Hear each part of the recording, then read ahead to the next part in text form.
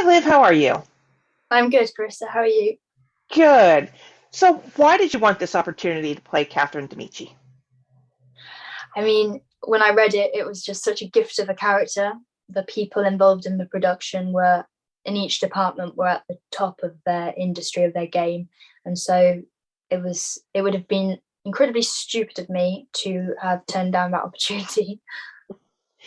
And how does being a 21st century girl kind of help you play this modern interpretation of young Catherine? Well, I think I played for young Catherine when she was a teenager. And I haven't far left my teenage years. I'm 22, but I still remember quite vividly the teenage angst and the difficulty in managing emotions. I mean, her brain has literally not developed yet, neither has mine.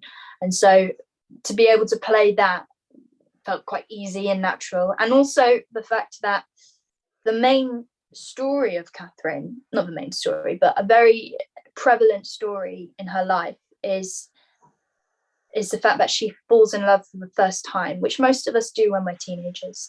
And she's also rejected romantically for the first time, which again happens to most of us at some point.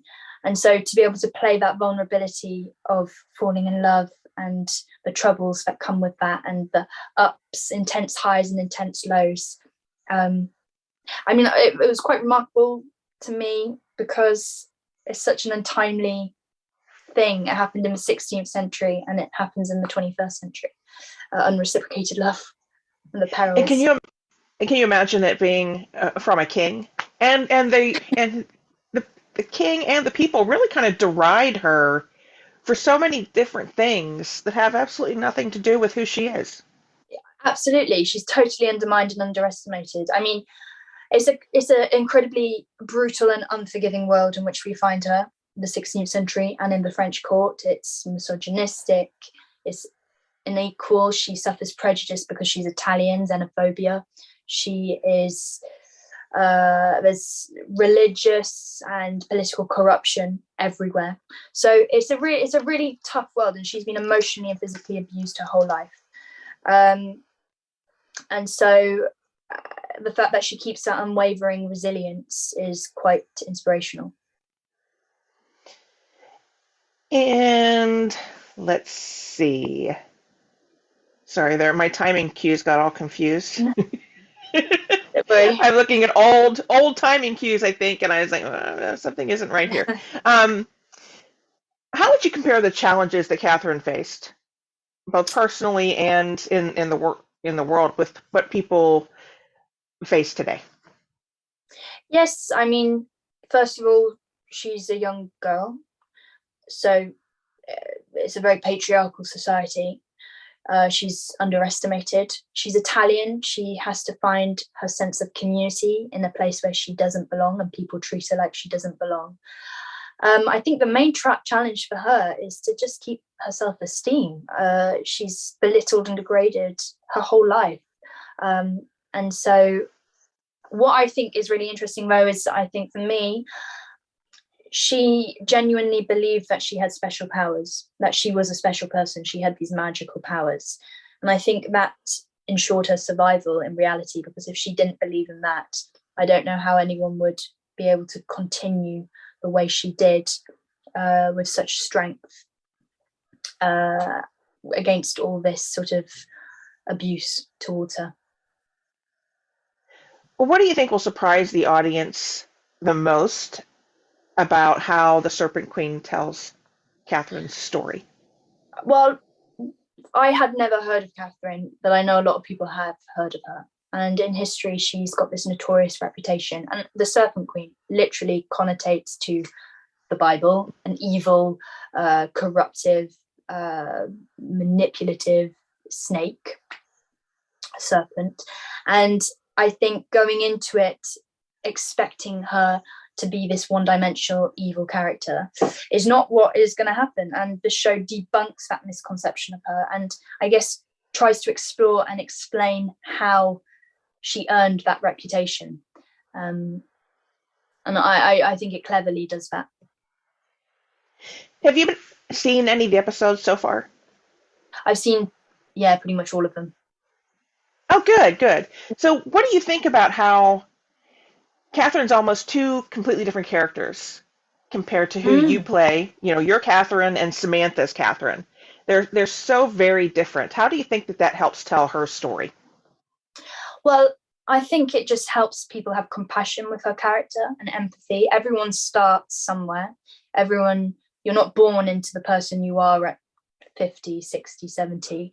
You develop into that person. And by the time we reach Samantha at her latest stage, she has this reputation for being, evil and devoid and detached of emotion. But she was also very vulnerable as a young girl. I think that's what I also found difficult to balance, is knowing how to play her, if I should play her more vulnerable or more detached from emotion. But with the guidance of Stacey, our director, and Justin, the writer, I think you can see slowly her increasing confidence and assertion to be who she is. You know, I loved what you said about how your her brain wasn't developed. What are your thoughts after kind of playing a character that was so important historically and was basically a child and Yeah, already had heaps of responsibility on her plate? What are your thoughts about how things used to be versus how they are now? yeah. I mean, well, I think she was incredibly mature in many ways and immature in other ways. And by that, I just mean through her experience. She had experienced so much abuse that when she came into the French court, it wasn't new to her. She knew to be alert. She knew that she needed to survive. However, she hadn't experienced the unrequited love, the unreciprocated love. And despite all that abuse, I do believe that the rejection of Henry, of Prince Henry, towards her was her greatest pain, which is quite funny when you think about it, because she experienced so much pain. I don't think it's I mean, yes, it is very different to our Western society now, but a lot of the themes explored, the religious and political corruption, xenophobia, misogyny, racism, it's still very prevalent today. Um, and it's a very contemporary show for a period piece.